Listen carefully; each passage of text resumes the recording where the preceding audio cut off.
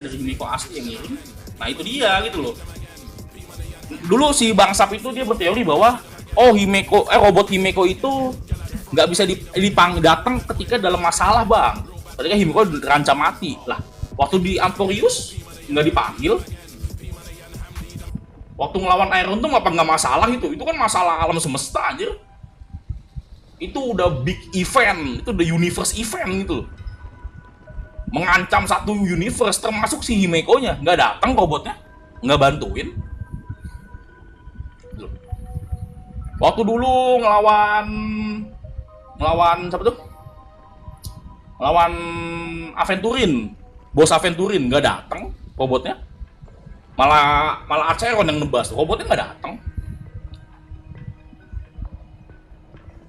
Terus dibilang lagi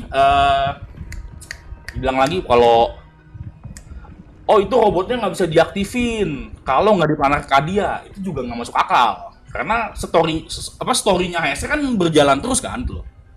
Dan PT sama Mark 7 aja bisa pakai mode dan PT sama Evernight di luar dari Amporius tuh kan di cutscene-nya diliatin Daneng pakai mode dan PT tuh waktu nyerang si Asad Pramat kan tuh.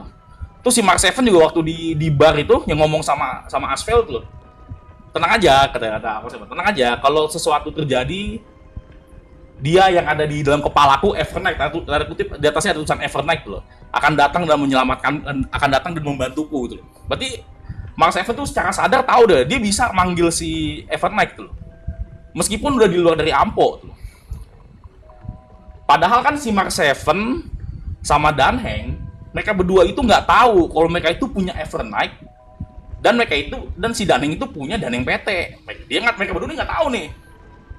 Himeko dari 15 tahun yang lalu tahu dia punya robot, kenapa nggak pernah dipanggil? Dari 15 tahun lalu dia tahu dia punya robot, tahu dia. Daneng sama Evernight aja sekarang bisa kok manggil Evernight sama Daneng PT itu. Padahal baru dapet, mereka nggak tahu punya kekuatan itu tersembunyi dalam diri mereka gitu. Kenapa Himeko nggak dari dulu aja manggil robotnya? Kenapa baru sekarang tuh? Siapa yang manggil gitu? Himeko tuh nggak ngeluarin perintah apa-apa loh di cutscene-nya. Jadi serangannya si Asad Pramat mau datang ke robotnya, dar, lindungin pakai tangannya gitu. Himeko-nya nggak ngeluarin perintah apapun, dia nggak mencet tombol, nggak manggil perintah apapun. Datang robotnya itu, siapa yang manggil tuh loh? Mungkin karena ada persyaratan. Nah itu dia persyaratannya apa kita belum tahu. Makanya itu Kagura gua anggap 50-50, dia belum tentu mati itu. Mungkin karena jarak jangkauannya nggak make sense juga, jarak jangkauannya ya itu Bang Yota. Jarak jangkauan itu kan berarti setelah ini kan kita bakal pindah planet nih. Nggak mungkin kita di planet Arcadia terus dong, pindah planet. Berarti nanti ke depannya nggak bisa dibawa gitu, mode robotnya nggak bisa dibawa lagi. Berarti udah robotnya ditinggal lagi di planet Arcadia gitu. Kan story-nya HSR kan berjalan terus, pindah planet, tambah jauh gitu. Ditinggal dong robotnya, nggak dibawa dong modenya. Ya gini lagi aja.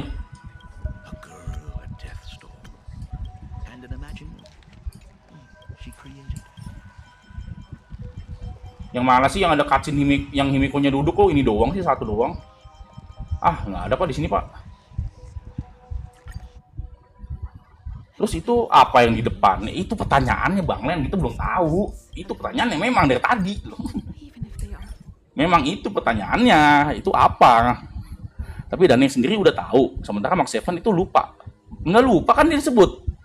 Tapi kan di nextnya ada story, mungkin ada penyatuan tubuh, imajinin tubuh imitasi. Nah, penyatuan tubuh berarti belum mati dong. Penyatuan tubuh belum mati dong. Masa nyatu mau bangke? Soalnya robot Vita juga sama, kalau jangkauan jauh nggak bisa dipanggil. Nah, itu kan di lore-nya ada. Kalau di sini kan di lore-nya kan belum tertulis. Ya kayak gue nganggap Himeko itu belum mati. 50-50 sih, masih 50-50 nganggapnya gue. Tapi aku curiga robot itu tertanam kesadarannya Himeko asli. Menurut gue teorinya tuh kurang kuat. Himeko aslinya masuk ke dalam robot, menurut gue kurang kuat. Karena dari cutscene yang tadi itu kan kelihatan yang apa? pelahap maut, pengantar maut itu kan diserang sama robotnya Himeko. Sedangkan Himeko-nya dua-duanya ada di situ gitu. Tapi diserang sama robotnya Himeko, mati sama robotnya Himeko gitu. Tahu aja Himeko hidup bisa abadi kayak Gravia. Iya, makanya gue nganggap kayaknya Himeko-nya belum mati. Entah gimana caranya nggak tahu. Emang belum dikasih tahu emang. Makanya gue anggapnya 50-50 gue. Belum fix mati nih, berarti nih entah ada lore apa yang tersembunyi gitu kan.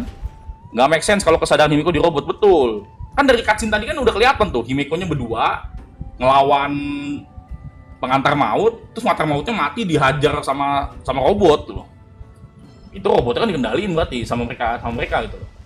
Berarti bukan Himeko itu robotnya. Ada kesadaran luar tuh, ada pengendali luar tuh yang gerakin dia. Secara kesadaran, bukan langsung bentuk fisik. Enggak, menurut gue tuh mengada-ngada kalau gitu.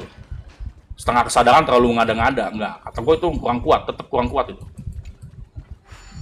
Hibernasi karena penyakitnya kah? Mungkin. Kayaknya, nah itu yang jadi pertanyaan sekarang tuh sebenarnya Himeko tuh minta apa sih waktu dia menang? Itu pertanyaan terbesar gue sekarang tuh. Himeko tuh minta apa sih waktu dia menang? Permohonan dia tuh apa gitu loh? Kenapa dia bisa selamat? Kenapa dia nggak mati karena penyakit turunannya itu? Apa sebenarnya yang dia minta tuh? Terus kenapa dia bisa punya Astral Express tuh? Sekarang gitu loh.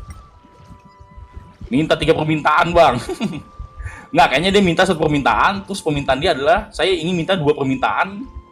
Terus saya ingin minta 3 permintaan gitu ya. Terus dia mintanya nggak bisa habis aja.